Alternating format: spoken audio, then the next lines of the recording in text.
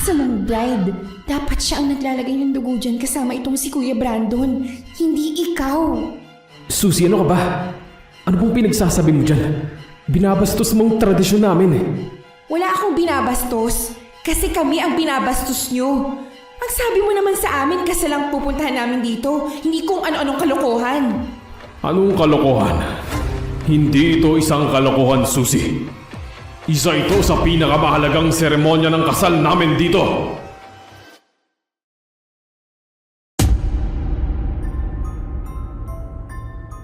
Sabi nga sa buhay, expect the unexpected. Tulad na lang sa buhay ko. Wala yata akong plano na natupad. Madalas na iba ang nangyayari, taliwas sa kung ano ang pinlano ko.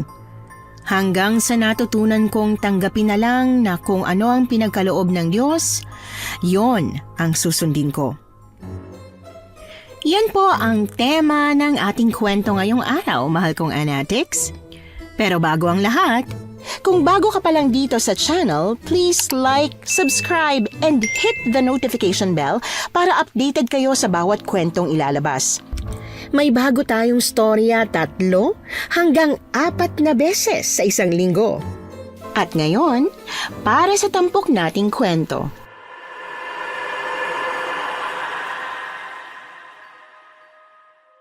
Magandang araw po, Miss Anne. Itago niyo na lang po ako sa pangalang Susie. Isang normal na taong may mga kakaibang experiences sa buhay. Bata pa lang malakas ng instinct ko at ang instinct na yon ang naging batayan ko sa buhay. Pero sa hindi inaasahang pagkakataon, hindi pala sa lahat ng oras dapat na sundin ang instinct dahil kung minsan hindi ito umaakma. Para lubos niyo pong maunawaan ang pinupunto ko, hayaan niyo pong ikwento ko sa inyo ang kakaibang karanasan ko at ng matalik na kaibigan ko. Mariel, ang sakit na ng mga binti ko kakaabang dyan sa boyfriend mo. Nilalamok na rin ako, oh. Hay nako, sinabi ko naman kasi sa'yo na huwag ka nang sumama pero ang tigas pa rin ng ulo mo. Sumama ka pa rin talaga. Pagkatapos ngayon, nagre-reklamo ka? Hindi ka ba natatakot na baka mamaya kapag wala kang kasama, bigla ka nalang gawa ng masama niyang boyfriend mo? Kasi sa totoo lang ha, pwede ba kitang i-real talk? Kasi hindi ko talaga siya gusto.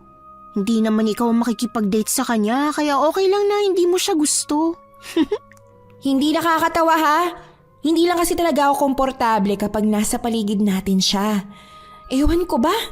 Pero ako lang ba yung nakakaramdam na parang may kakaiba sa kanya? Masyado siyang misteryoso. Yun nga ang nagpapagwapo sa kanya yung pagiging mysterious.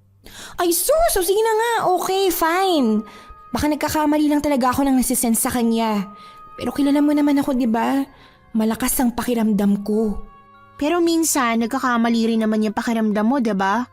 Oo na, sige na. Palagi ka namang may palusot sa akin Pasensya na kayo't na-late ako. Hindi ko inaasahan at traffic pala papunta rito. Di sana inagahan mo. Susie, ano ka ba? Nako, ayos lang Mario. Hindi naman kami naghintay ng matagal Ganun ba? O sige, tara na. Saan nyo ba gustong pumunta? Libre ko na. Ikaw ang bahala.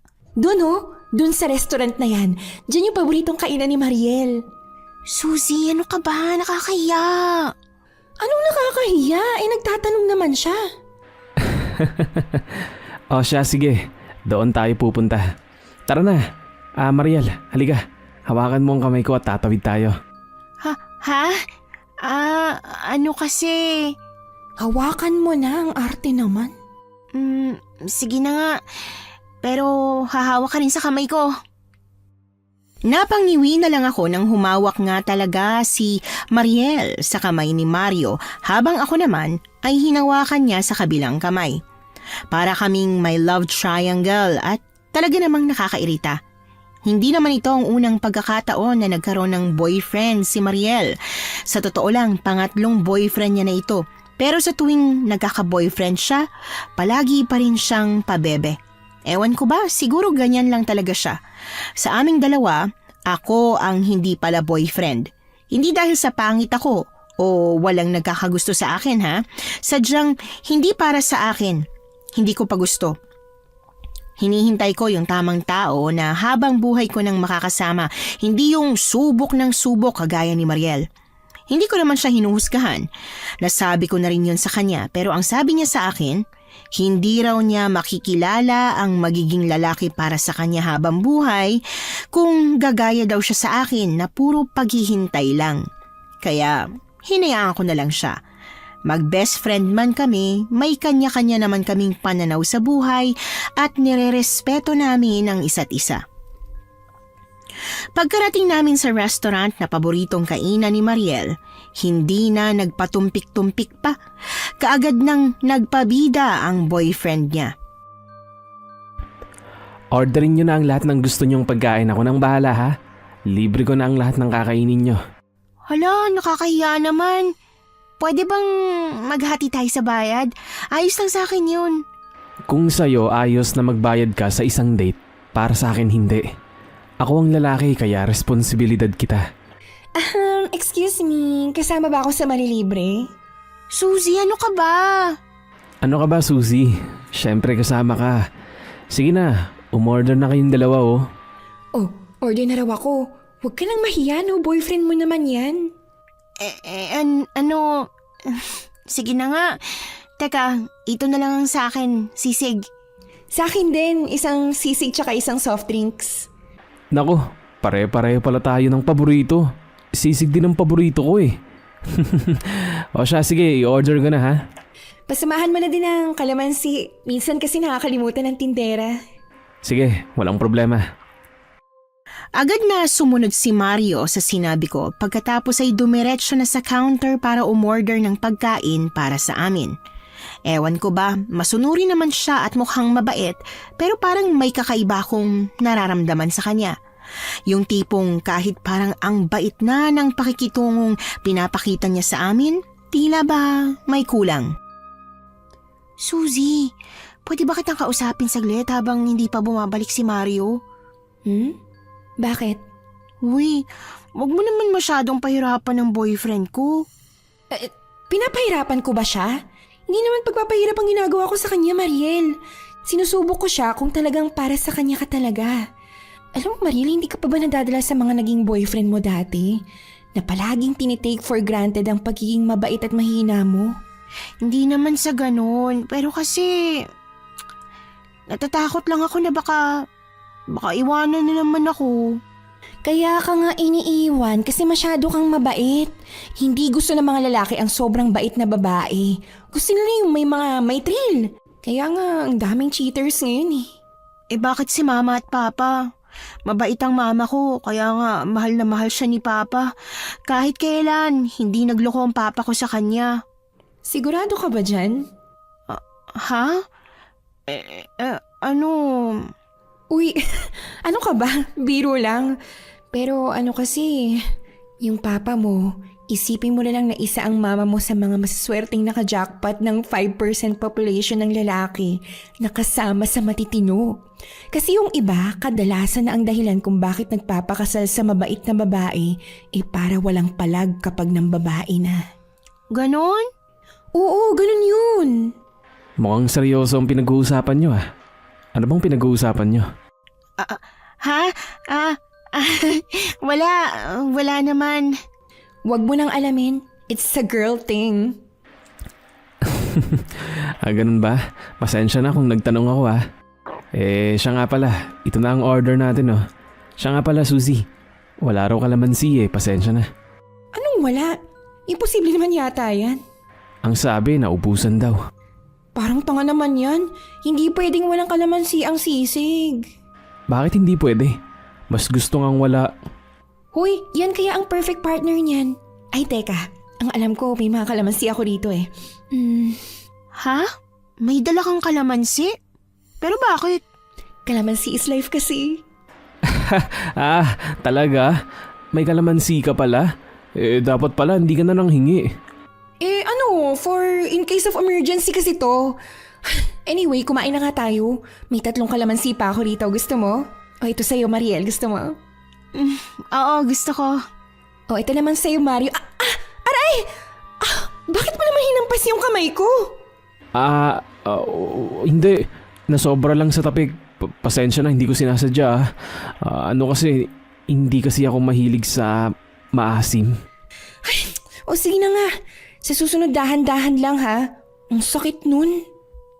Uy, hindi naman daw sinasadya. Pagbigyan mo na. Hindi naman ako magtatanim ng sama ng loob dahil lang dito. Mabuti pa, kumain na tayo. Mas tumindi ang pakiramdam ko na kakaiba si Mario. Hindi na lang ako nagsalita pero nakita kong nagbigay naman ng kalamansi yung tindera noong may isang customer na bumili. Hindi ko alam kung bakit parang ayaw na ayaw niya ng kalamansi. Inisip ko na lang na baka yun nga, baka ayaw niya sa maasim tulad ng sabi niya. Hindi ko na lang masyadong inintindi ang mga usapan nilang dalawa basta tahimik ko na lang nakinain ang in-order ni Mario para sa akin. Hindi na ako magpapaka-ipokrita. Naririnig ko kung gaano sila kalandi pero pinababayaan ko na lang. Hanggang sa magbukas ng ibang usapan si Mario. Siya nga pala, kung hindi kayo busy baka pwedeng samahan niyo ako sa probinsya namin. Kasi kasal ng kapatid ko at hindi pwedeng hindi ako pumunta eh. Ang sabi ni nanay at ng kapatid ko, gusto ka raw nilang makilala, Mariel. Pero kung hindi ka pa handa, ayos lang naman. Talaga? Ipapakilala mo ako sa pamilya mo? Oo eh. Seryoso na kasi talaga ako sa'yo. Pero hindi ba parang sobrang nagmamadali ka yata, Mario? 2 buwan pa lang kayong magkarelasyon tapos ipapakilala mo na agad sa pamilya mo. Paano kung magkahiwalay pa kayo ni Mariel? Suzy, ano ka ba? Huwag mo namang sabihin yan. Hindi. Nagsasabi lang ako ng totoo. So paano nga, Mario? Suzy, naniniwala ako na hindi na kami magkakahiwalay pa ni Mariel. Mahal na mahal ko talaga siya. At kung wala ka pang tiwala sa akin para sa kaibigan mo, ipapakita ko sa iyo kung gaano ako katiwa-tiwala katulad na lang nito. Ang pag-imbita ko sa inyo sa kasal ng kapatid ko. Tama siya, Suzy. Kung hindi naman seryoso sa akin si Mario, hindi niya naman ako ipapakilala sa kanila, diba? O siya, sige na. Pero kailangan talagang kasama ako. Hindi pwedeng hindi. Ipinagkatiwala ka sa akin nila Tita Bel na bantayan kita rito sa Maynila. Kaya kahit sa probinsya, babantayan kita. Nako, maraming salamat talaga, Suzy. Huwag ka magpasalamat. Napipilitan lang ako. Napakaswerte ni Mariel na may kaibigan siyang kagaya mo, Suzy. Maalalahanin. Ang sabihin mo, pakialamera at sagabal. Hindi naman. Mas masayang ang may kasama si Mariel eh. Kahit papano, nawawala ang nararamdaman kong hiya kapag kasama ka. Nakita ko kung paanong namula ang mukha ni Mariel nang sabihin niyon ni Mario. Napapailing na lang ako nang isinubo ang huling kutsara ng sisig habang pinanonood silang nagtititigan. Katulad nga ng usapan, talagang sumama kami sa probinsya nila Mario. 2 araw daw kaming mananatili doon bago ang mismong kasal. Kaya naman, Biyernes pa lang ng gabi, umalis na kami kahit kagagaling lang sa trabaho. Ay, nako, ang sakit sa likod. Ay, ayan isasakripisyo ko ang rest day ko ngayong linggo para sa inyo ng boyfriend mo. Ganyan kita kamahal. Sus, minsan lang naman eh. At saka masarap magbakasyon, no? Matagal na rin simula nung huling makakita tayo ng ibang lugar, diba? Sa bagay. Pero sigurado ka na ba talaga rito? Ready ka bang makilala na ang pamilya nila Mario? Oo naman. Nakita mo naman kung gaano ka-sincere sa akin si Mario, diba? Makikita mo naman sa mga mata niya. Oo nga, pero kahit gaano pa siya ka-sincere ngayon, malay mo, hindi pala maganda yung ugali ng pamilya niya. At least nakilala ko na sila, diba? Magagawa ko na ng paraan. Ano magagawa ng paraan? Atrasan mo na kamo kapag ganyan. Kahit gaano pa kabait si Mario, kung yung mga magulang niya pangit ang ugali, hindi yun pwede, aber. Wag na lang. Ano ka ba? Wala pa man pero nag-a-assume ka na kaagad sa mga ugali nila. Senaryo lang yun. Hindi ko naman sinasabing totoo ngang pangit ang ugali nila. Oo na, alam ko namang nandyan ka para gabayan ako kahit na anong mangyari. Siya nga pala, alin dito ang sa tingin mo na mas okay na isuot? Ito bang dress o magpantalon na lang kaya ako? Mahaba ang magiging biyahe natin papunta sa probinsya. Kaya bakit ka magsusuot ng dress? Hindi ka lang magiging komportable. Ay, kung sa bagay. Pero hindi ba parang ang informal nito para sa meet the parents? Kung talagang magugustuhan ka nila, Mariel. Sa taglay mong kabaitan, ewan ko na lang kung hindi pa nila magustuhan yan, no? O siya, sige na nga. Sabi mo eh. At saka baka mailang nga ako katabi si Mario na nakadress ako at ganito lang kahaba. Baka manyakin ka lang dun, ha? Oy, hindi Marespetong klase ng lalaki si Mario. Nagpapaalam nga siya kapag hahawakan niyang kamay ko. Oo na, si Mario na ang gwapo, matipuno, magalang at marespetong lalaki sa buong mundo. Oo na, sige na, nasusuka na ako sa ka-perfectan niya. Tama na. Nasusobrahan na naman ba ako sa pagpuri sa kanya? Sorry naman. Hindi ko lang talaga kasi mapigilan eh. Ito yung first time na nagkaroon ako ng boyfriend na kagaya niya. Kaya nga, kasi kadalasan, puro sira ulo. Well, sabihin na natin siguro nga nagdala ka na talaga sa mga past relationships mo. Eh ikaw, hindi ka pa ba magbo-boyfriend? At saka na yun, Naku, kailan naman kaya yan? kapag hindi na kita kailangang bantayan. Kinakabahan nga ako sa'yo eh. Baka mayat-mayan malingat lang ako tapos kung ano na nang pinagagawa mo sa pag-ibig. Matapos nga naming nag-ayos ng mga gamit na dadalhin, hinintay na lang naming sunduin kami ni Mario. Nagsabi nga ako na sa terminal na lang ng bus magkita-kita pero hindi siya pumayag. Mas gusto niyang magkakasama kami papunta ron. Hindi ko na nga lang masabi na ganyan talaga kapag bagong magkarelasyon pa lang. Halos hindi na mapaghiwalay. Hindi sa bitter ako, pero nakita ko na kasi ang cycle ng lahat ng mga naging karelasyon ni Mariel.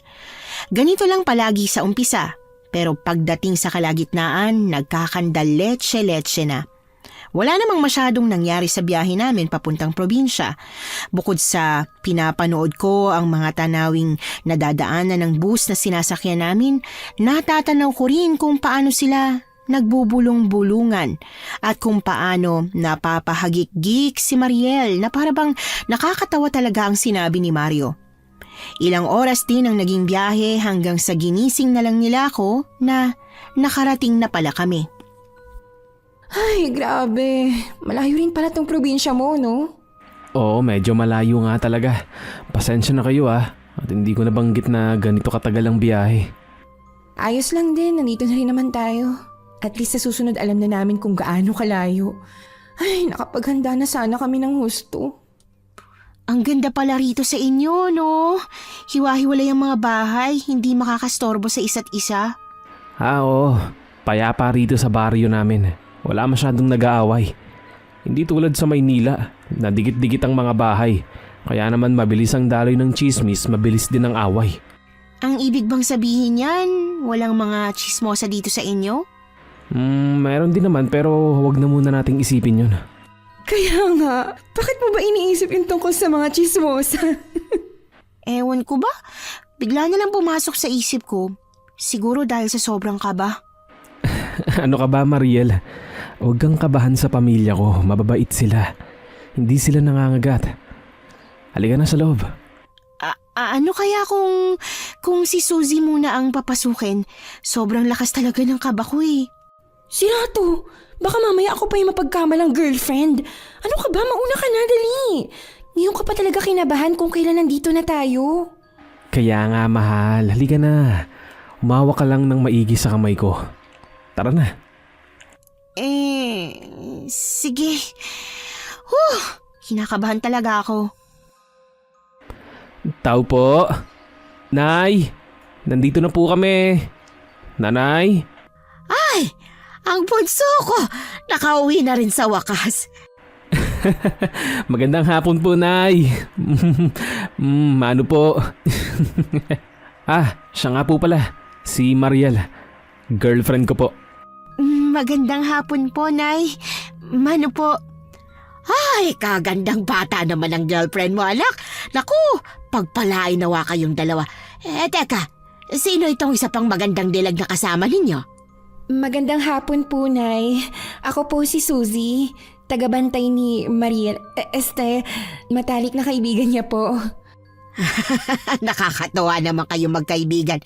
Talagang sinamahan mo siya hanggang dito ha. Ay hala, pumasok na kayo rito sa loob ng bahay para makapagpahinga na kagad. Maraming salamat po. Pagpasensyahan nyo na ang munting barong-barong namin ha. Hindi makagandahan ang bahay namin, malinis naman at siguradong komportable. Nako, ayos lang po, Nay. Maganda nga po ang bahay niyo eh. Ganito rin ang bahay namin sa probinsya. Ay, namiss ko tuloy ang bahay namin. Di ba no, Suzy?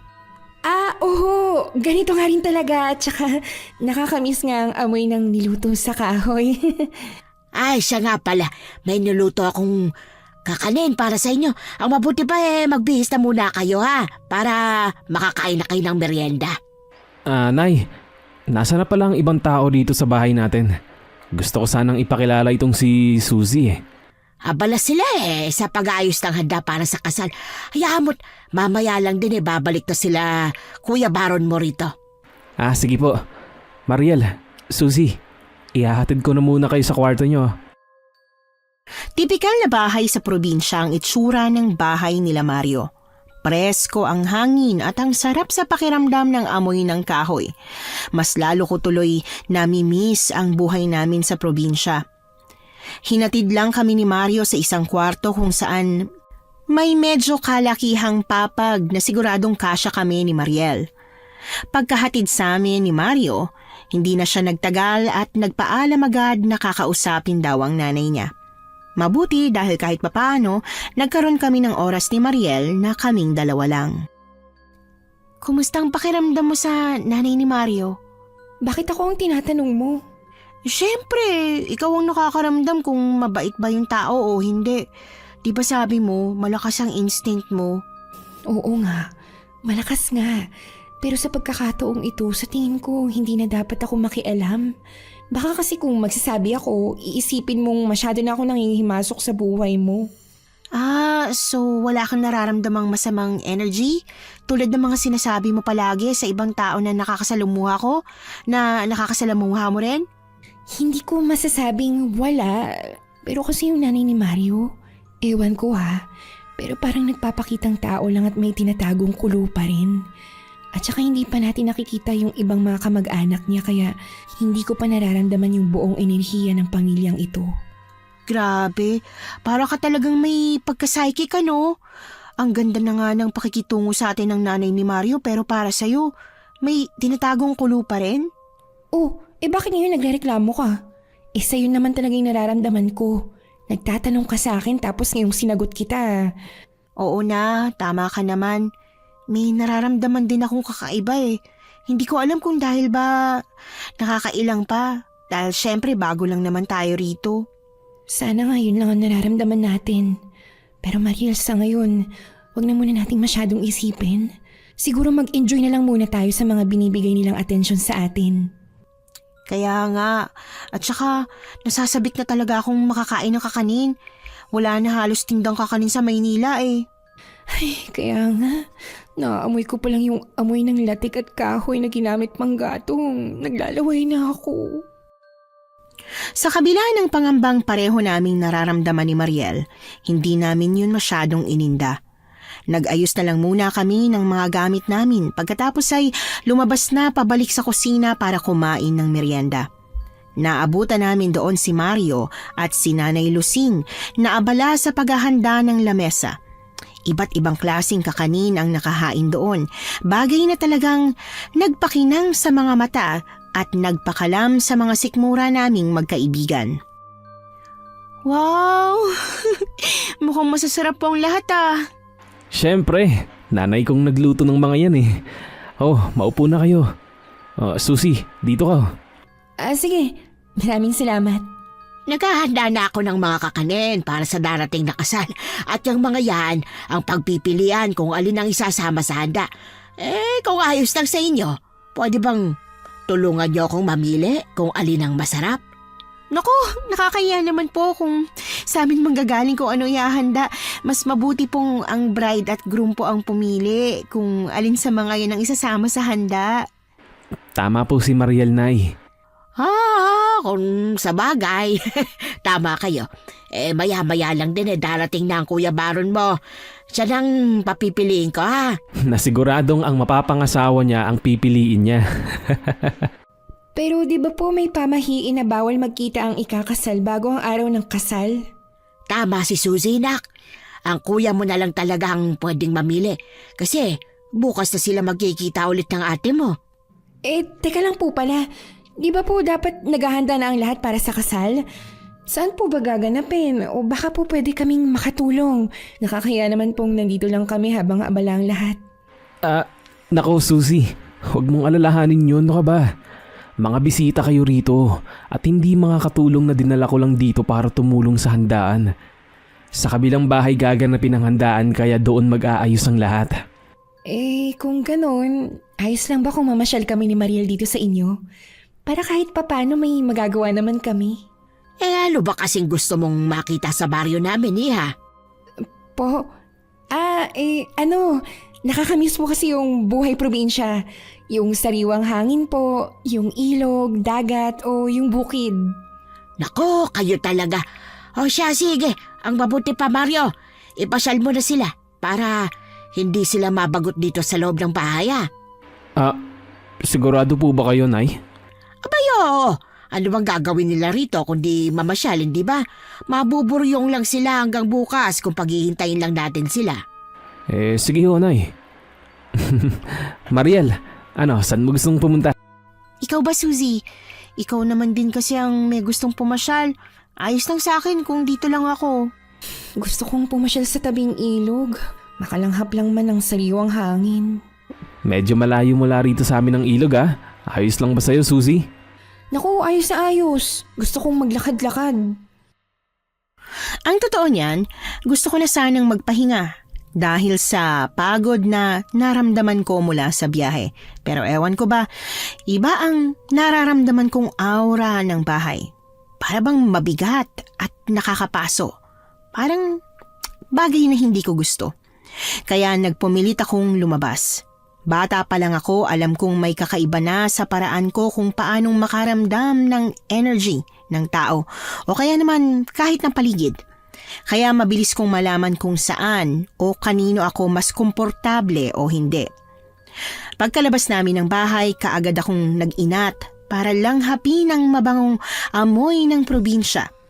Hindi naman sa mabaho ang Maynila, sadyang iba lang talaga ang amoy ng polusyon kesa sa amoy ng sariwang hangin mula sa mga puno at halaman. Mario, sa bahay ba ng kuya mo gaganapin ang kasal? Oo.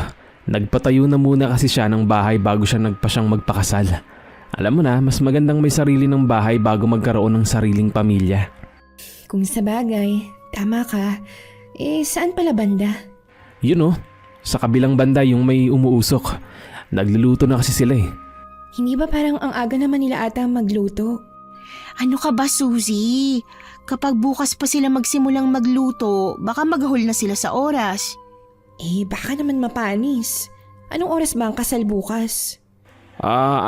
Bukas ng 10:00 ng umaga. Di ba? Hindi ba mapapanis yan? Hindi mapapanis yan dahil sa kahoy niluto. Ganun yun. Mas matagal mapanis ang mga niluto kapag di kahoy. At saka, hulaan ko, adobong unang niluto, no? Oo, yung hindi mabilis mapanis. Hindi ba tayo pupunta roon bago ang kasal? Para makiusyoso? Ikaw talaga, Suzy, oh. Para naman maging pamilyar sa mukha ng mga makakasama natin sa araw ng kasal. Huwag mong masyadong intindihin yan, Suzy. Dahil siguradong isa-isa mo silang makikilala. Ay, ewan. Bakit ko nga ba kasi inaalala? Ang mabuti pa, tulad ng gusto mo, mamasyal tayo ng matiwasay at walang masyadong inaalala. Mabuti pa nga. Dadalhin ko kayo sa puno ng balete. Yung paborito naming tambayan noong mga bata pa kami. Balete? Hindi ba pinamumugaran ng White Lady yun? Naniniwala ka ba sa mga ganun, mahal? Hindi totoo yun. At saka sa dami ng puno ng balete, lahat ba sa tingin mo may White Lady? Sa bagay, pero buti bilang mga bata hindi kayo natatakot o tinatakot ng matatanda. Hindi uso yun sa amin. Siguradong makulit si Mario bilang bata. Pumunta nga kami sa sinasabi ni Mario na puno ng balete. Pagdating doon, tinulungan niya kaming umakyat sa puno para maupo at tanawin ang buong baryo. Ramdam ko ang saya kay Mariel habang tinatanaw namin ang baryo, ang mga bukirin, ang bundok, at pati na rin ang mga hayop. Ewan ko ba, pero sa mga sandaling yon, nakita kong tunay na masaya nga talaga ang kaibigan ko. Kahit papaano, naisip ko na baka nga sa dinami-dami ng lalaking dumaan sa kanya, baka si Mario na ang tunay na para sa kanya. Mario, ingatan mo ang kaibigan ko ha. Oh, bakit bigla mo naman yata akong sinabihan ng ganyan? Wala lang. Pakiramdam ko kasi ikaw na nga ang the one para sa kanya. Talaga, Suzy? Nararamdaman mo? Oo, hindi na ako kukontra sa inyong dalawa. Naku, mahal. Ibig sabihin talaga na matino kang lalaki para sa akin. Bakit? Si Suzy ba ang magdesisyon yan? Hindi, mahal. Pero malakas talaga ang pakiramdam ni Suzy pagdating sa mga taong nakapaligid sa kanya. Bihira lang siyang magkamali sa pagkakilala sa tao. Kaya nga malaking tiwala ko sa kanya. Mukhang malaki pala talaga ang tiwala sa'yo ni Mariel, Suzy ah. At mukhang talagang mahalaga siya para sa'yo. Huwag kang mag-alala ha. Hindi ko sisirain ang tiwalang ibinigay mo sa akin. Mamahalin at pakakaalagaan ko siya. Higit pa sa kung anong ine-expect mo. Masaya kong nginitian sina Mariel at Mario bago ko ibinaling ng tuluyan ang tingin sa harap ko. Pinanood ko ang tanawin. Pero hindi ko alam kung bakit sa dinami-dami ng pwedeng paglaanan ng atensyon, mas natuon ang paningin ko sa usok na nagmumula sa bahay ng kapatid ni Mario. Hindi ko na malayang napatitig ako doon hanggang sa may napansin akong kakaiba. Bibihira ang mga taong dumadaan. Bagay na dapat hindi ganito, lalo na at umagang-umaga pa lang. Kung busy ang lahat para sa paghahanda ng kasal, bakit parang walang masyadong tao? Di ba dapat maraming nag-aasikaso? At saka parang wala kaming nakakasalubong na tao. Si Nanay Lusing at Mario pa lang ang nakikita kong tao dito. Kaya nasan kaya yung iba? Gustuhin ko mang tanungin si Mario, ewan ko ba, pero ipinagkibit balikat ko na lamang. Nakalimutan ko rin naman kasi ang detalyeng yon nang yayain niya kaming pumunta sa ilog. Katulad ng sinabi niya, may kalayuan nga talaga. Inabot kami ng 20 minutong paglalakad bago narating yon. Wow! Sa wakas nakarating din tayo sa ilog. Ay, ang sarap ng simoy ng hangin dito. Sayang hindi tayo pwedeng maligo. Kaya nga, mukha pa namang masarap maligo dito, no? Masarap talagang maligo rito. Madalas kaming maligo sa ilog na to nung mga bata pa kami. Sobrang nakaka-relax. Hindi ba pwedeng gawa ng paraan na makaligo tayo rito? Oo nga, parang ang unfair naman kung hindi namin mararanasan gayong nandito na tayo. Naku, wag na. Sa susunod na punta nyo na lang dito. Yung walang okasyon para naman mas ma-enjoy nyo. Sa bagay, tama ka. Mahirap nga namang maligo kung nagmamadali tayo at may hinahabol na oras. Pero bukas pa naman ang kasal, di ba? Hindi naman tayo naghahabol ng oras. Malapit na silang magsimulang maghanda eh. Pero ang sabi mo, naghahanda na sila. Hindi pa yun ang tunay na paghahanda. Mamayang gabi, magsisimula na. At pwede nyo na silang makilala. Ay, bakit parang kinabahan naman ako bigla? Bakit ka naman kinakabahan? Hindi naman nangangain ng pamilya ko. Mabait din naman ang nanay ko, di ba? Pero iba pa rin kapag sa buong pamilya mo na ako ipapakilala. Pakiramdam ko, pati tayo ikakasal eh. Bakit? Saan pa ba tayo patutungo? Hindi ba doon din naman? Ay sus, mahabaging langit. Maawa kayo sa single na nakatayo lang dito, oh. Maging sensitive naman kayo. O siya, kung panira na ako ng moment ninyo, doon na muna ako sa may parting gubat na yun. May nakita kasi akong mga bulaklak. Pwede bang mamitas dito? Oo naman. Basta't huwag ka lang lalayo ng husto ha. Oo, ito naman para naman akong batang maliligaw. Diyan na kayo, maglandian kayo, all you want. Hindi ko na sila nilingon pa ulit, basta't dire-diretso ko nang tinungo yung parte ng gubat kung saan may napansin akong tila gumagalaw. Oo, sa gitna ng landian ni na Mariel at Mario, napansin ko pa talagang may kung anong gumagalaw sa gubat. Hindi naman siya mukhang malaking hayop, pero na-curious kasi ako kaya sinundan ko. Pagpasok ko sa parte ng gubat kung saan may mga kulay puting bulaklak na sa tingin ko ay bulaklak ng sampagita, doon ko napansin ulit yung tumatakbo. Isang batang babae ang patakbo-takbo at patago-tago pa sa likod ng mga puno, pero kitang-kita din naman. Psst, bata, gusto mo mag-join? Huwag ka na mahiya. Gusto mo bang makipagkaibigan? Ate, tao po ba kayo? Aha, ay nako, huwag mo naman akong tanungin ng ganyan. Sa sobrang ganda ko ba, mukha na akong Diyosa? Seryoso po ang tanong ko. Tao po ba kayo? Oo naman, pamimiloso ba yung tanong na yan ha? Kung tao po kayo, bakit po kayo nandito? Aha, ano kasi, namamasyal lang kami ng kaibigan ko kasama ng boyfriend niya. Ikakasal kasi ang kapatid ng boyfriend niya bukas, kaya naimbitahan kami dito. Hindi po dapat kayo nandito. Kung ako sa inyo, bago sumapit ang gabi, umalis na kayo. Ano? Pero bakit naman? Dahil hindi niyo po kilala ang mga kasama niyo dito. Pero kung hindi po kayo makakaalis ngayong gabi, tanggapin niyo po ito.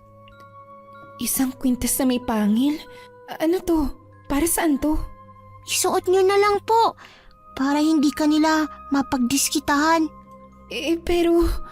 Akin na po, tutulungan na kitang magsuot at baka hindi sa leeg mapunti, baka sa bulsa. Ha? Ano? Ako ang magsusuot nito? Oh, eto na. Nasuot ko na. Happy ka na ba? Huwag niyo pong uhubarin yan ah. Dito lang po ako sa gubat. Ayun po yung bahay namin ng lolo ko. At kung kailangan niyo po ng tulong, huwag po kayong mahiyang kumatok ah. Teka, saan bang bahay ang sinasabi mong bata? Ha? Hoy bata! Hala, nawala! Nasaan na yun? Bakit biglang nawala? Suzy! Nasaan ka na ba? Suzy! Bumalik na tayo sa bahay ni na Mario. Oo. Nandiyan na. Saan ka ba nang galing? At saka, bakit wala ka namang dalang mga bulaklak? Sabi mo kukuha ka ng bulaklak ah. Wala. Naaawa lang ko sa mga bulaklak kaya hindi ko na pinitas. O tara na. Tapos na ba kayo magkwentuhan? Tapos na. Nagtataka nga ako sa iyo kung bakit bigla ka nang napatagal. Akala ko naligaw ka na. Sus, ano ko? Bata para maligaw? Susie, may nakita o nakausap ka pa ba doon? Ha? Wala naman. Nagbumuni-muni lang ako at binigyan ko kayo ng time para sa isa't isa. Sana nasulit yung dalawa. Suzy, ano ka ba? Bakit? Hindi niyo nasulit?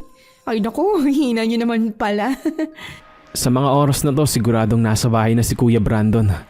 Tara na, para naman maipakilala ko na kayong dalawa. Hindi ko alam kung anong nag-udyok sa akin para hindi banggitin ang tungkol sa batang nakausap ko.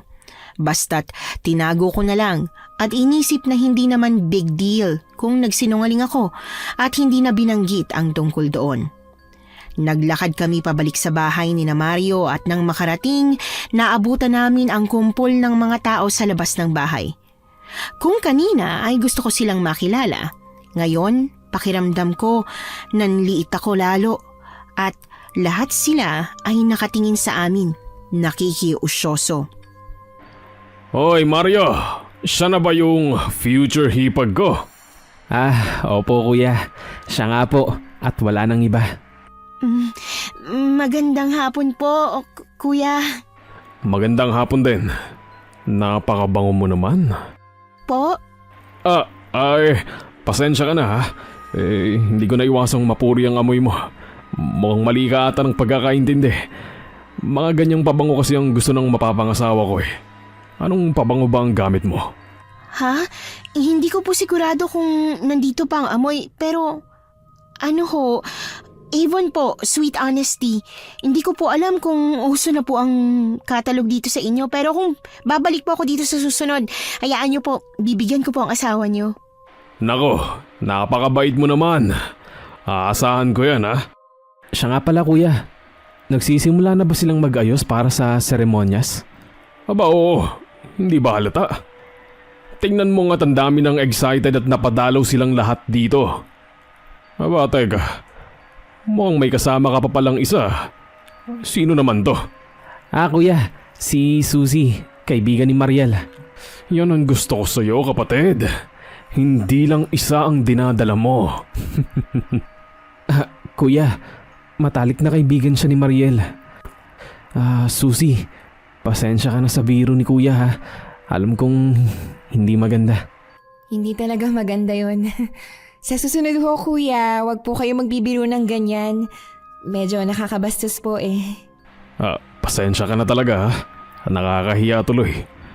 Ganito kasi kami magbiruan dito sa amin eh. Pasensya na at nadala ko hanggang sa inyo. Siya nga pala. Dala namin ang mga susuotin nyo para mamayang gabi. Susuotin po mamayang gabi. May ganap ba mamaya? Suzy, Mariel, sasabihin ko sa inyo mamaya ang tungkol sa selebrasyon namin bago ang kasal. Tara sa loob. Medyo maraming tao kasi rito eh. Sobrang nailang talaga ako sa paraan kung paano makipag-usap ang kapatid ni Mario.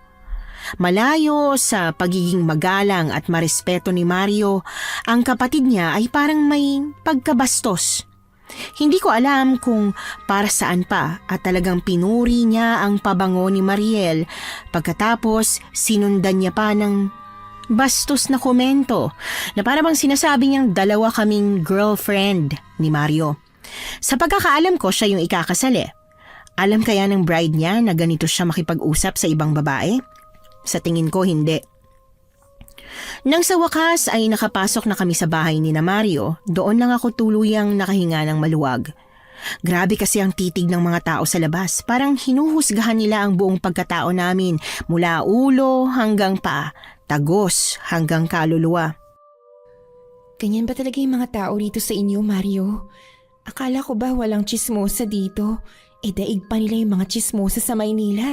Nakakapanghina sila kung tumingin. Naku, pasensya na kayo ha. Ganyan lang talaga yan kapag nakakita ng taong galing sa Maynila. Ang puputi kasi ng balat nyo kaysa sa kanila kaya excited sila eh. Akala nila siguro Diyosa kami. Kaya pala. Suzy, ano ka ba naman? Diyosa talaga? Oo, ganyan nga rin siguro yung akala ni... Nino. Wala. Basta yun na lang ang isipin ko kung bakit ganyan sila makatingin sa atin. Para hindi ko na lang isiping hinuhusgahan nila kami. Ay teka, ano nga pala yung ganap mamaya? Tungkol doon, bago kasi ang kasal may selebrasyon kami. Gabi bago ang mismong araw ng kasal. Tradisyonal na sa amin yun. Marami kaming sinasayawan, pinag-aalayan at saka pinagdadasalan para sa masaganang pagsasama ng ikakasal. Ganun ba? At may susuotin kami? Sabi ng kuya mo eh. Oo. Teka, baka nandoon kay nanay yung isusuot ninyo. Eto na! Eto ang isusuot ninyong dalawa. Muntik na akong makapagsalita ng masama nang makita ang isusuot namin ni Mariel. Hindi ako makapaniwala. Magsusuot lang naman kami ng kulay puti na damit na may mga disenyong kulay pula na hindi ko maintindihan kung anong simbolo. Magmumukha kaming sinaunang tao kapag sinuot namin yon. Ayos lang naman sana kung katulad nung sa mga katutubo pero hindi. Mukha kaming basahan kapag sinuot namin yon. Dahil hindi na siya sobrang puti. Dirty white na siya na parabang ilang daang taon nang pinagpasapasahan ang mga damit na yon. Mariel, magsusuot ka ba talaga niyan? Ano ka ba, Suzy? Kailangan nating sumunod sa tradisyon nila. Ayaw nyo ba nitong mga damit? Pasensya na kayo. Ito lang ang natirang mga damit na nakita namin para sa inyo eh. Pero pare-parehas lang naman ang mga damit na isusuot natin doon bilang tradisyon. Kaya huwag kayo mag-alala na baka kayo lang ang hindi kagandahan ng suot. Nako, hindi naman po. Ayos lang po sa amin yan ni Suzy. Ang ganda nga po makaluma. Hindi nyo na kailangan pang magpanggap. Alam ko naman na hindi talaga kaaya-aya ang itsura nito. Kung hindi nyo gusto, pwede naman kayong tumanggi at hindi na lang sumama mamaya. Ayos lang po talaga, Nay. Isusuot po namin yan. Di ba, Suzy? Opo, isusuot na namin. Para saan pa sumama kami dito kung hindi naman kami sumusunod sa mga tradisyon, di ba po? Tama po si Suzy. Teka lang ho, Nay. Ang ibig sabihin po ba niyan, makikilala na po namin yung bride mamaya? Makikilala ninyo, pero siguradong hindi siya masyadong lalapit. Dahil nga, hindi sila pwedeng magkita ni Brandon eh. Hindi matutuloy ang kasal kapag nagkaganon. O siya, sigurado na kayo na sasama kayo ha? Hindi sasama ang loob nyo na magsusuot kayo ng ganito? Hindi po. Para yan lang naman po. Ba't po sasama ang loob namin? O siya, sige. Ito, kunin nyo na. Aalis na ako at tutulong na ako sa paghahanda para mamayang gabi. Asikasuhin mo yung girlfriend mo at kaibigan niya ha, Mario? Opo, Nay. Ingatan mo sila. At napakahalagang panauhin natin ang mga yan. Aalis na ako. Grabe naman po kung makasabing mahalagang panauhin kami. Feeling ko tuloy sobrang special namin. Special talaga kayo rito. Siyempre, girlfriend ko si Mariel at ikaw naman ang kaibigan niya. Ang mabuti pa, magpahinga na kayo ron. May 3 oras pa bago magsimula ang kasiyahan. Halika na, Suzy. Pahinga na muna tayo at medyo masakit na rin ang mga binti ko sa kakalakad natin. Wala pa kaya tayong pahinga. Hindi ako mapakali. Habang si Mariel ay tahimik na nagpapahinga sa tabi ko, hindi naman ako makapagpahinga ng maayos dahil sa kakaisip tungkol sa kakaibang tradisyon ng pamilya ni na Mario. May mga naririnig akong ganitong klaseng tradisyon. May pasayaw bago ang kasal, pero hindi pa ako nakakarinig ng tradisyon na magsusuot ng parang tangang damit na para bang gagawin kaming katatawanan doon. Nagdadalawang isip talaga akong suotin yon, pero mukha talaga silang seryoso. Mukhang hindi nila gagawing biro, lalo na at si Nanay Lusing na mismong nagbanggit. Imbes na makapagpahinga, mas natuon ang atensyon ko sa pag-iisip. Hanggang sa magising na nga si Mariel at nag-inat na dahil sa sarap ng tulog. Ay, sa wakas, nakapagpahinga na rin kahit papano. Suzy, kanina ka pagising? Hindi naman ako nakatulog eh. Ha? Pero bakit? Anong ginawa mo habang tulog ako? Wala, sinusubukan kong matulog pero hindi ko magawa. Ano ba kasing iniisip mo? Iniisip ko kung tama bang sumama pa tayo sa selebrasyon nila mamaya. Kasi Mariel, baka mamaya gagawin lang pala tayong katatawanan doon. Ano? At bakit naman tayo gagawing katatawanan? Nakita mo naman yung damit, diba? Mariel, wag mo sabihin nagagandahan ka ron. Hindi ako nagagandahan pero tradisyon nila yun. Nakakahiya naman kung hindi tayo susunod. Akala ko ba okay na sa'yo? Bakit ngayon parang nagdadalawang isip ka bigla? Kasi sa totoo lang, hindi naman talaga natin kilala yung mga taga rito. Dayuhan tayo sa lugar na to, Mariel. Baka lang naman nakakalimutan mo. At saka alam mo ba, may nakausap akong bata kanina. Ang sabi niya umalis na raw tayo dito bago sumapit ang gabi. Bakit tayo aalis ng dahil lang sa sinabi ng isang bata? Sinong bata bang sinasabi mo at saan mo siya nakausap? Doon ba sa gubat? Oo, doon sa gubat. May nakausap akong batang babae pero bigla din siyang nawala. Parang binabalaan niya tayo na may hindi magandang mangyayari sa lugar na to. Kaya nga sa tingin ko dapat hindi natin ipagsawalang bahala lang. Mas may tiwala ka pa dun sa batang hindi mo naman alam kung guni-guni lang ba o kung sino man kaysa sa kay Mario na ilang beses na natin nakasama? Malay mo, hindi ko alam, Mariel. Basta kakaiba yung nararamdaman ko at kilala mo naman ako, di ba, kapag ganito? Ay, Suzy, halika nga rito. Halika, kumalma ka. Inhale, exhale. Ayan, wag mong masyadong bigyan ng meaning ang lahat ng mga nangyayari o naririnig mo.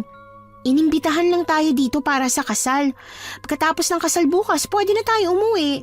Ganun lang kasimple, okay? Huwag ka na masyadong mag-isip. Suzy! Mariel! Hinahanap na kayo nila nanay. Gising na ba kayo?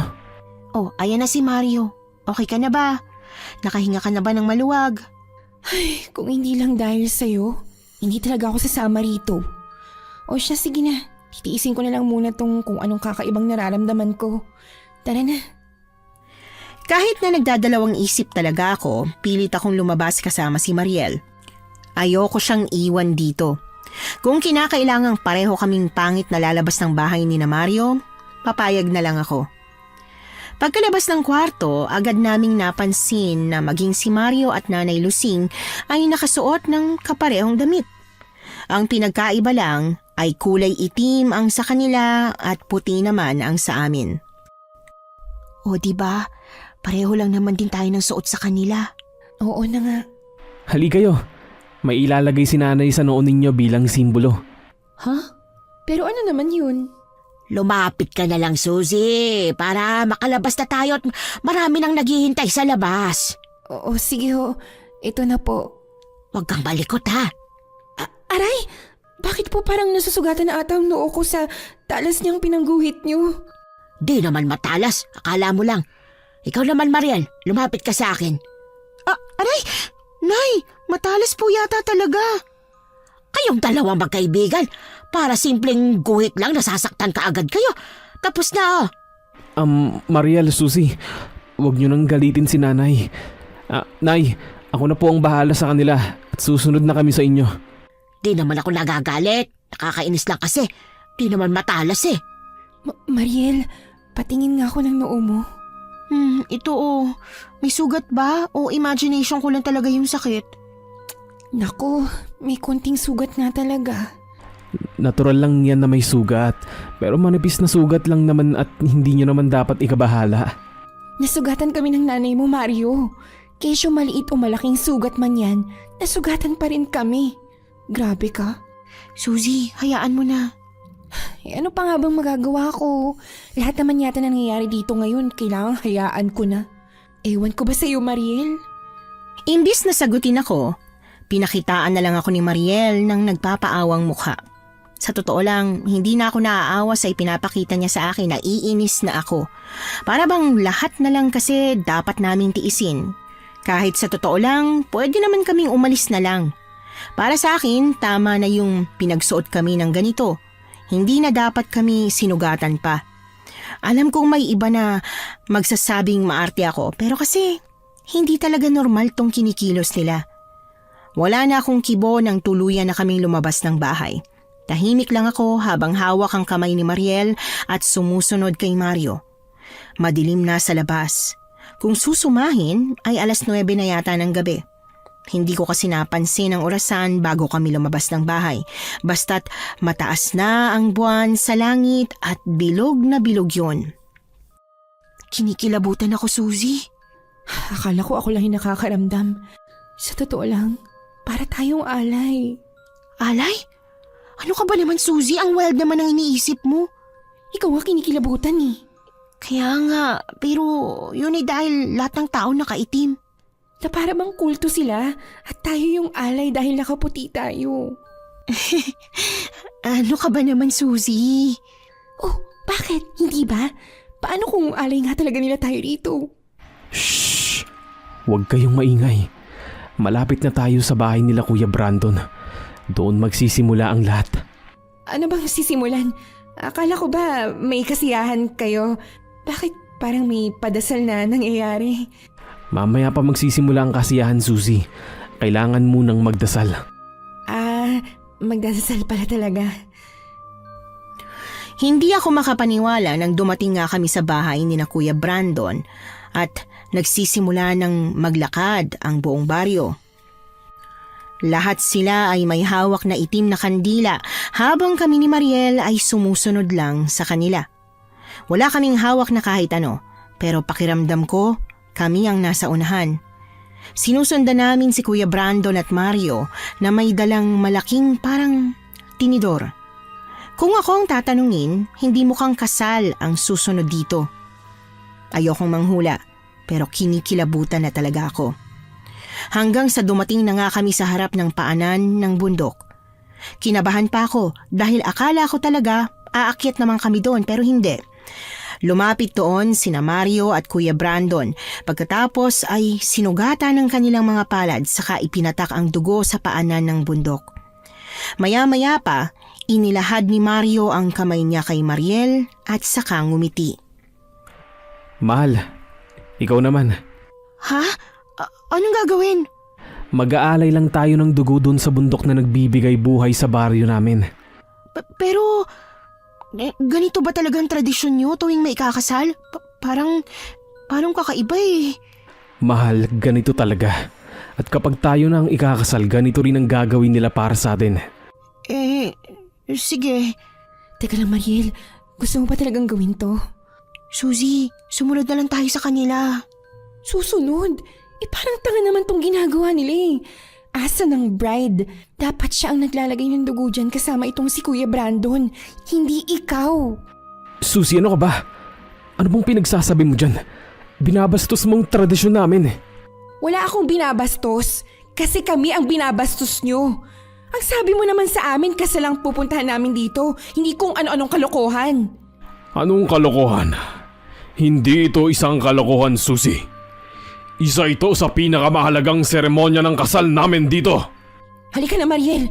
Hindi ako papayag na sa ganitong weirdong pamilya ka mapupunta. Suzy, ano ka ba?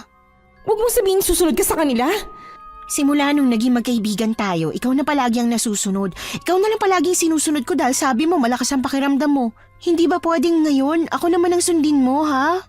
Hindi kita susundin, Mariel. Kung gusto mong sumunod dyan sa weirdo mong boyfriend kasama yung weirdong pamilya niya, edi sige, bahala ka na. Pero hindi ako nagkulang sa pagpapaalala sa'yo. Suzy, ano ka ba? Hoy! Saan ka pupunta? Kaagad kong hinubad ang damit na pinasuot nila sa amin pagkatapos ay nag-walk out ako. Kaagad na umakyat ang pait sa lalamunan ko kasunod ng pag-init ng pisngi ko. Unti-unting nangilid ang mga luha ko hanggang sa sunod-sunod na itong pumatak. Wala akong nagawa kundi ang umiyak habang naglalakad palayo sa kanila. Napakasakit. Hindi ko akalain na magagawang itapon ni Mariel ang ilang taong pagiging magkaibigan namin para lang sa boyfriend niya na wala pang kalahating taon niyang nakakasama. Pero sino nga ba ako, di ba? Kaibigan niya lang. Kaya bahala na siya sa buhay niya. Bahala siyang sumunod sa lahat ng gusto nila. Habang umiiyak na naglalakad pabalik sa bahay ni na Mario, para sana magkulong na lang sa kwarto, napansin kong tila may sumusunod sa akin. Noong una, akala ko alingaw-ngaw lang yon ang bawat yabag ng paa ko. Pero unti-unti, mas lumalapit yung tunog. Papalakas ng papalakas ang kabog ng dibdib ko hanggang sa hindi na ako nakatiis. Kumaripas na ako ng takbo. Gusto kong lingunin kung ano man ang nakasunod sa akin pero kinakabahan ako na baka kung ano yung makita ko. Kaya pilit ko na lang na binilisan hanggang sa makarating ako sa bahay ni na Mario. Papasok na sana ako sa loob ng bahay nang makita kong nakatayo si Nanay Lusing sa harap ng pintuan. Suzy, anong ginagawa mo rito? Hindi ba dapat kasama ka nila, Mario? Nay, may humabol po sa akin. Pumasok po tayo sa loob ng bahay at baka pareho po tayo masaktan. Sino bang humahabol sa'yo? Wala naman. Pero Nay, pero... Natatakot man, nilingon ko ang likuran ko para tingnan kung naroon pang sumusunod sa akin pero wala. Iha, hindi ka dapat umalis sa ritual. Mamaya na yung kasal. Ano pong sinasabi niyong mamaya na ang kasal? Di po ba bukas pa yung... Aswang! Laking gulat ko nang harapin ko si Nanay Lusing. Isang nakakatakot na itsura ang naabutan ko. Pula ang kanyang mga mata. Lukot ang buong mukha at may matatalas na mga ngipin. Sa sobrang takot ko, napatakbo ako palayo sa kanya. Pero hindi lang pala siya ang ganoon sa baryong ito. Maging ang lahat ng mga nakatira dito. Paglabas ko ng gate, sumunod sa akin ang higit sa 10 taong may pare-parehong mukha at lahat sila ay may pare-parehong intensyon. At yon ay ang hulihin ako. Wala na akong pakialam sa kung saan ako pupunta, basta't takbo na lang ako ng takbo habang naririnig ang tila mga gutom na mga halimaw sa likuran ko. Kahit ramdam kong nasusugatan na ang mga binti ko sa kung anumang naaapakan ko, hindi ko yon ininda. Hanggang sa makapasok ako sa gubat. Sa patuloy na pagtakbo ko, nakakita ako ng malaking bato kung saan ako nagtago. Hinihingal na tinakpan ko ang bibig ko para hindi nila ako marinig habang patuloy akong nanood sa kanila. At nang makakalagpas na sana sila sa akin, nabigla ako nang may kumalabit sa balikat ko. Ate! Diyos ko! Huwag ka pong maingay. Baka mamaya marinig nila tayo. Tara na po. Saan pa tayo pupunta? Sa bahay po namin ng lolo ko. Diyos ko, magiging ligtas ba tayo roon? Baka mamaya isa ka rin pala sa kanila. Hindi po, no. Hindi ako aswang. At saka, babalaan at patatakasin po ba kita kung aswang din ako? O sige na nga. Tara po, sunod ka lang po sa akin, ha? Mahirap nang magtiwala sa lugar na ito lalo na at nalaman kong lahat pala sila ay aswang. Pero pagdating sa batang ito, nagawa kong magtiwala ng husto. Nakarating kami sa bahay kubo nila at naabutan namin ang lolo niya na nakaupo sa isang tumba-tumba habang naninigarilyo ng tabako. Relaxed pa ito habang nagpapatumba-tumba na parabang walang panganib sa labas.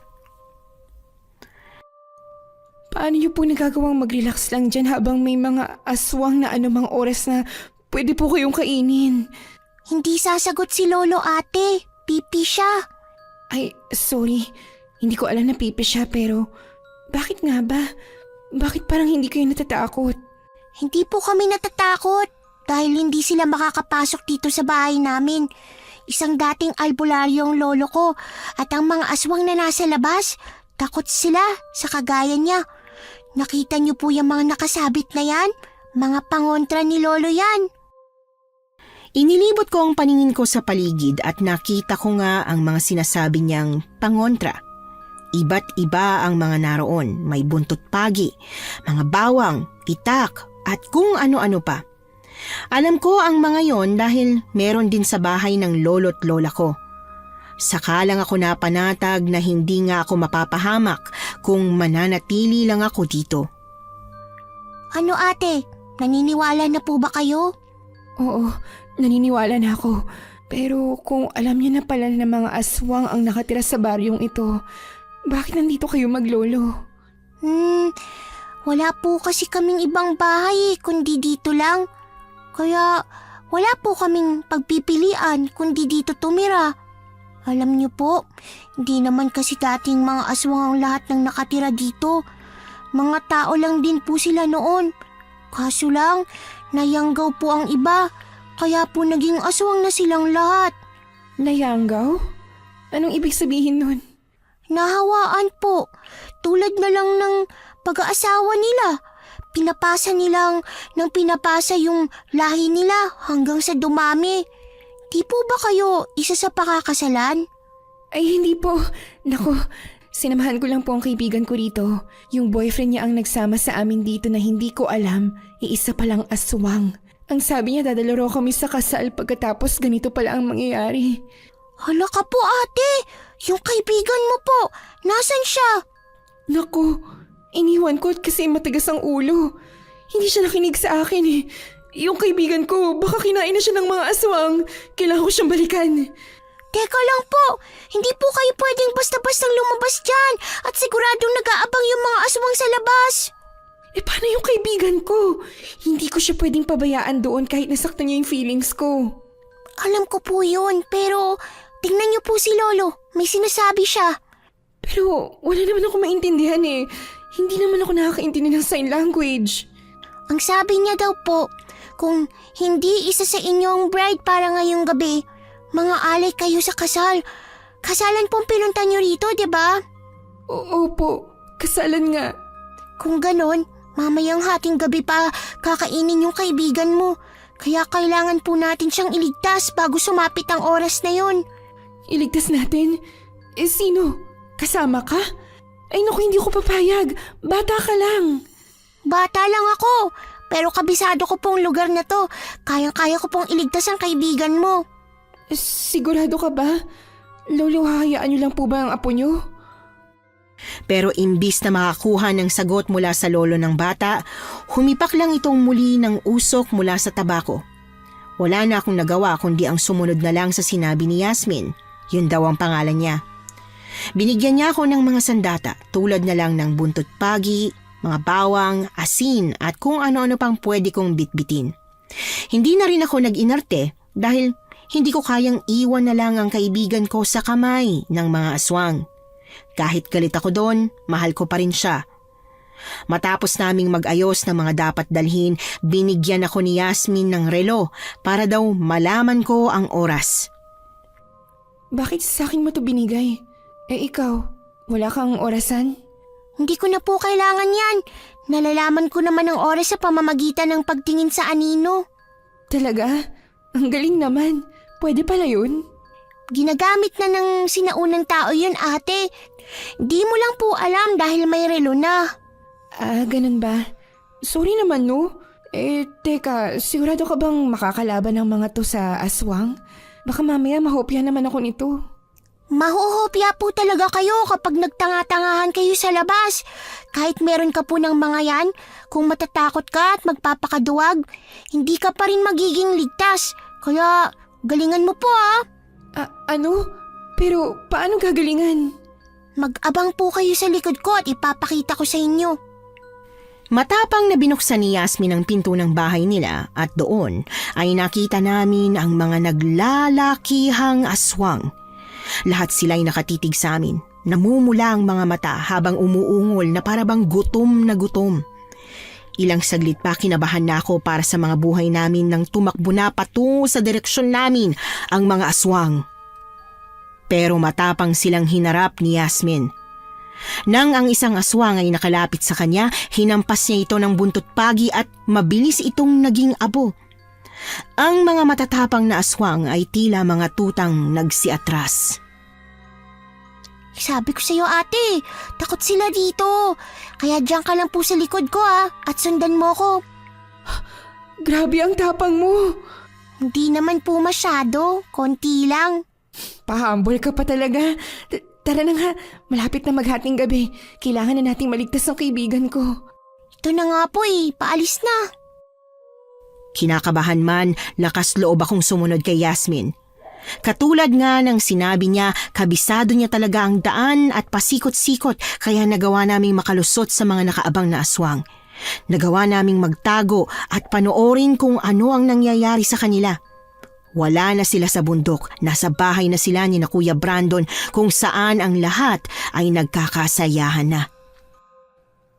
Hindi ko na makita yung kaibigan ko. Ay, Diyos ko, baka kinainay ng mga aswang. Sino po ba sa mga yun ang kaibigan mo? Yun po bang nakaputi? Oo, siya nga. Nakita mo na ba? Yun lang po, hindi pa.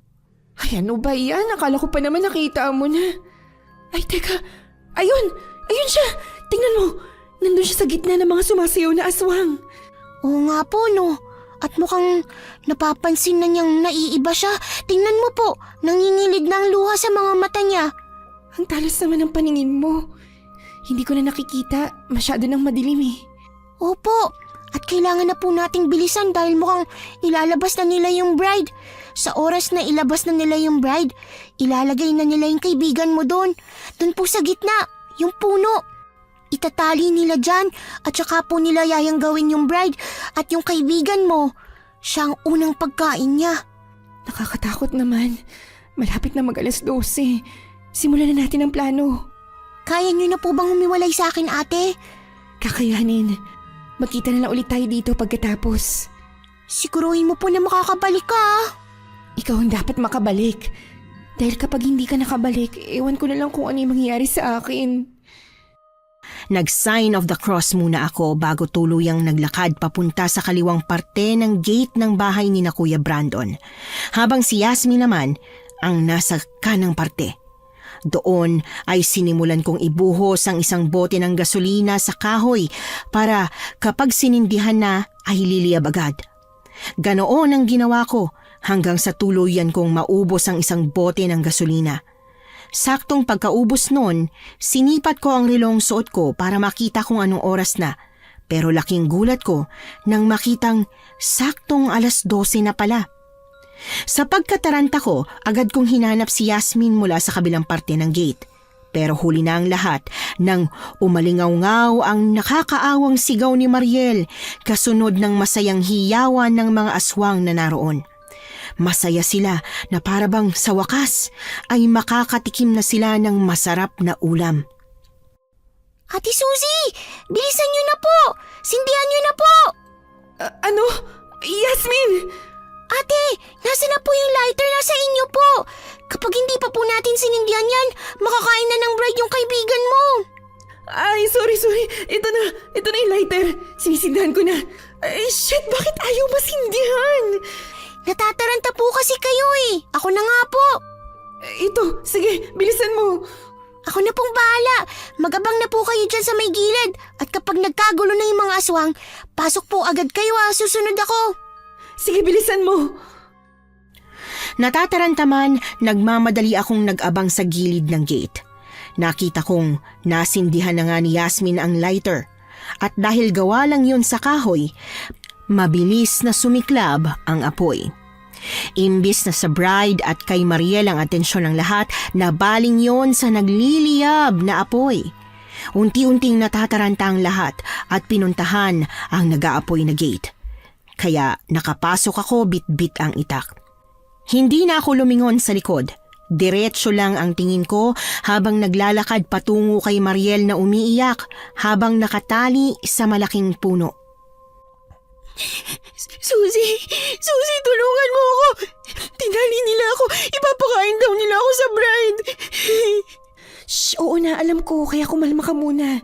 Unahin mong isipin ang kaligtasan mo kaysa matakot ka. Puputulin ko yung tali sa likod mo. Bilisan mo at baka bumalik na sila. Ito na, ang tigas naman ng lubid na itinali sa'yo. Huwag ka malikot at baka masugatan kita. Suzy, nakabalik na sila, Kuya Brandon. Bilisan mo, nakikita na nila tayo. Ito na, matatanggal na. Ayan na. At saan kayo pupunta? Kuya, pakawalan niyo na kami. Maawa ka pakiusap. At bakit kami maaawa sa inyo? Mas nakakaawa ang asawa ko kapag hindi siya nakakain ng tao ngayong kasal namin. Kailangan niya ng pagkain para lumakas siya sa unang araw namin bilang mag-asawa. Wala kayong makakain sa amin. Magkakapatayan muna tayo. Napakayabang mo naman. At anong magagawa mo? Papatayin ko kayo. Sige nga, patayin mo nga ako. Dali, lumapit ka. Imbis na lapitan siya, dumukot ako ng asin sa bulsa at mabilis na hinagis yun sa mukha niya. Kaagad na umusok ang mukha niya na naging dahilan para mapahiyaw siya sa matinding hapdi. Aray ko. Punyeta kang babae ka. Takbo na, Mariel. Bilisan mo. Pero Suzy, Bilisan mo. At saan ka naman pupunta, mahal? Sa tingin mo ba talaga makakatakas ka? Mario, mahal ko. Maawa ka sa amin, Pakawalan mo na kami. Hindi ba mahal mo ako? Hindi ba nangako ka na pakakasalan mo ako? Oo, nangako ako. Pero pasensya ka na. Hindi totoong mga pangakong yun. Hindi ako nagmamahal ng mga pagkain lang namin. Napakasama mo! Niloko mo ako! Masama na kung masama. Kasi masama naman talaga. Nataranta ko nang bigla na lang hablutin ni Mario si Mariel. Hindi ko alam kung anong uunahin kong gawin. Ang kalabanin ba si Kuya Brandon o ang bawiin si Mariel? At dahil mas mahalaga para sa akin ang kaibigan ko, inuna kong kalabanin si Mario. Hinagisan ko siya ng asin. Pilit kong binawi si Mariel, pero pinanghaharang niya lang din sa akin ang kaibigan ko. Hanggang sa itakbo niya na ito papalayo. Hindi. Hindi, ibalik mo si Mariel. Huwag ka nang magtapang-tapangan pa, bata. Hindi mo kakayanin ang isang lupon ng mga aswang. Hindi ka isang superwoman. Hindi man ako si Superwoman. Alam ko naman kung ano ang kahinaan ninyo. Alam mo nga ang kahinaan namin. Pero, kaya mo bang gamitin yan laban sa amin? Hindi ako nakasagot. Sa halip ay sinugod ko na lang siya at sinubukang paghahampasin gamit ang itak. Pero mailap ito. Mabilis ang bawat kilos niya. Malayong malayo sa lakas ko. Pero hindi ako nagpatinag. Gamit ang lahat ng dala kong pangontra sa mga aswang, inilabas ko ang buong lakas ko. Nilabas ko sa bag ko ang buntot pagi. At pinagahampas yon sa mga aswang na sumubok lumapit sa akin. Kaya lang, tinakasan ako ni Kuya Brandon, pati na rin ng bride niya. Napapagod na lang ako pero parang hindi pa rin sila nauubos. Hanggang sa napilitan akong tumakas imbis na labanan sila. Mabuti na lang at nakatakas din ako dahil unti-unti nang kumakalat sa buong bahay ang apoy. Hinihingal na hinagilap ko si Yasmin pero hindi ko siya mahanap. Sa halip ay si Nanay Lusing ang nakaharap ko. Sinasabi ko na nga ba, una pa lang na nakita at nakausap kita. Alam ko na talagang perwisyo lang ang dulot mo rito. Di ako perwisyo! Baka kayo! Nananahimik ang buhay namin magkaibigan pero ginulo ng anak mo! Pwisit ka! Ang ayos-ayos ng plano namin, pero ipinahamak mo lang. Ngayon, sirang-sira na ang kasal ng anak ko! Hindi ko kasalanan gusto kong mabuhay, Nanay Lusing! Pwisit ka! Dahil sa pagiging pakialamero mo, mas magiging masaklap ang kamatayan mo! Kaagad na namula ang mga mata ni Nanay Lusing kasunod ng pagnganga niya at ang paglabas ng matatalas niyang mga ngipin. Inangat niya ang kanyang mga kamay na nagladlad ng nakakatakot niyang mga pakpak. Napatras ako sa takot pero imbis na magpadala, pilit kong tinatagan ang sarili ko at hinawakan ng mahigpit ang buntot pagi. At nang sumugod na siya sa akin, pinaghahampas ko siya. Pero dahil hamak na tao lang naman ako, hindi naging ganoon kadali para sa akin. Nasusugatan ako ng pakpak niyang humahampas sa akin. Natatamaan ako ng matalas at mainit niyang dila.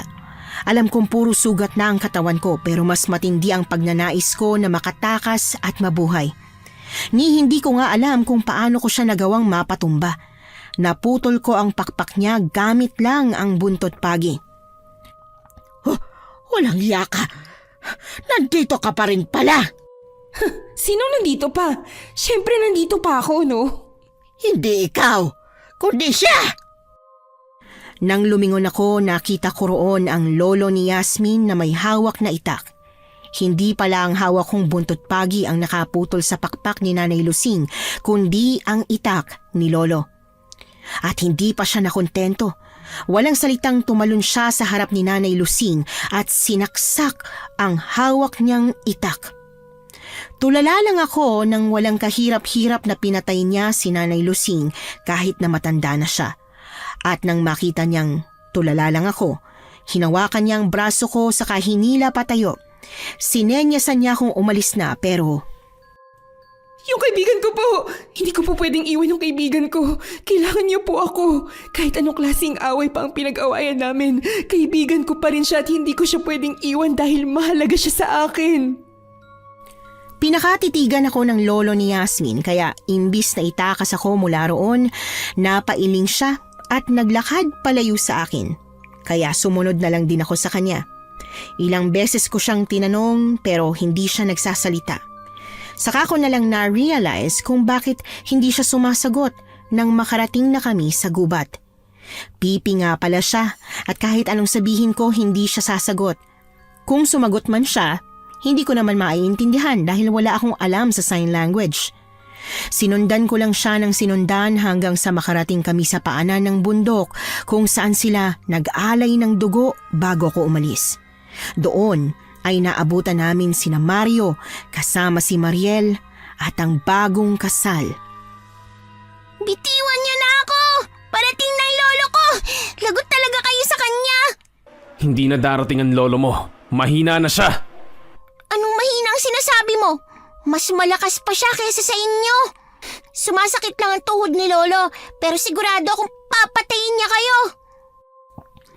Kasunod ng pagsigaw ni Yasmin ay ang malakas na pagsabog ng buong baryo.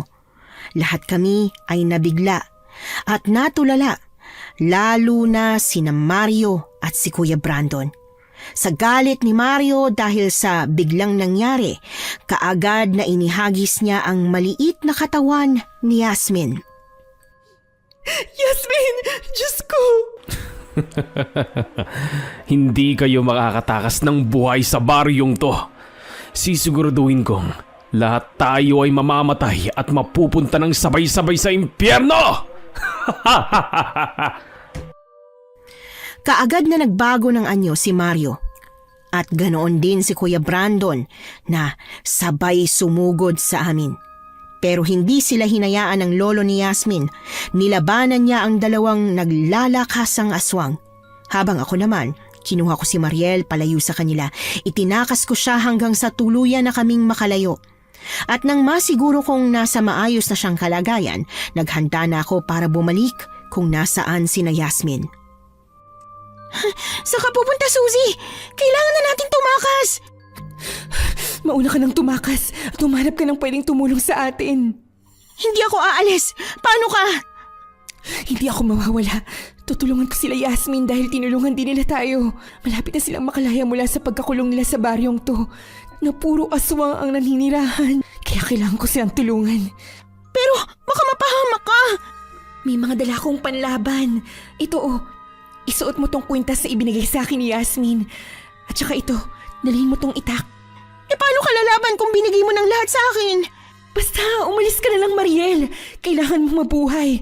Balikan mo na lang ako kapag nakahingi ka ng tulong. Babalikan kita. Promise. Basta ipangako mo sa akin na babalikan kitang buhay, ha? Promise, buhay ako pagbalik mo. Ayaw man ni Mariel, napilitan siyang umalis bit-bit ang binigay ko sa kanyang itak at yung kwintas na may pendant na pangil. Habang ako naman ay bumalik sa kung saan ko nakitang hinagi si Yasmin. Kitang-kita ko kung paano nasasaktang sinusubukan ni Yasmin na bumangon mula sa pagkakahiga. Yasmin! Tulungan na kita! Ay, Diyos ko! Ang tapang mo naman kasi. Talagang hinaharap mo sila kahit alam mong ang liit-liit mo. Kaya ko naman po talaga. Madaya lang yung isang aswang Hinagis ako. Anong madaya roon? Ay, naku! Ay, halika na nga. Ihatid na kita sa bahay ninyo. Pero si Lolo po, baka po kung ano nang nangyari sa kanya. Napakalakas ng lolo mo. Nakita mo kung paano niya napatay yung aswang ng nanay noong dalawang kalaban niya ngayon. Hindi nga ako makapaniwala na kinaya yun ng lolo mo. Kahit na po, si Lolo na lang ang natatanging pamilya ko Kaya hindi po ako papayag na mawawala lang siya sa akin. Hindi siya mawawala. Magtiwala ka. Malakas ang kutob ko na malalabanan ng lolo mo ang mga aswang na yun. Sige po, ate. Magtitiwala po ako sa inyo. O halika na. Sumampa ka na sa likod ko. Pero ate, sobrang sakit po ng likod at puwet ko. Halos hindi na po ako makabangon. Nakita mo na. Hirap ka na pala talaga tapos gusto mo pang puntahan ng lolo mo. Tinulungan ko si Yasmin na tumayo mula sa pagkakahiga sa lupa. Hinang-hina ang katawan niya kaya tama lang na imbis na hayaan ko pa siyang sundan ng lolo niya, ay inihatid ko na lang siya sa bahay nila. Habang nagpapahinga siya, doon ako naghanda ng mga gamit na dadalhin para balikan ng lolo niya. Kaya lang, saktong pagbukas ko ng pintuan ay naabutan ko na si lolo. Buhay pero puno ng dugo ang buong katawan at hinang-hina itong bumagsak sa sahig. Suzy! Sa wakas nagkita rin tayo ulit. Ito naman, parang 3 taon naman tayong hindi nagkita niyan. Parang 3 taon nga talaga tayo hindi nagkita, no? Sobrang namiss kita. Ang hirap din pala na magkaiba tayo ng trabaho. Mahirap kasi wala kang kadaldalan, no? Oo, kasama na yon. Oh, saan na pala tayo ngayon magde-date? Doon ba tayo sa paborito mong restaurant? Suzy naman, pinaalala mo na naman yung walang yang aswang na ex-boyfriend ko. Ha? Wala naman akong pinapaalala sa'yo Wala. Pero alam ko naman na yun ang pinapahiwatig mo Ayoko na talaga maalala yung aswang na yun.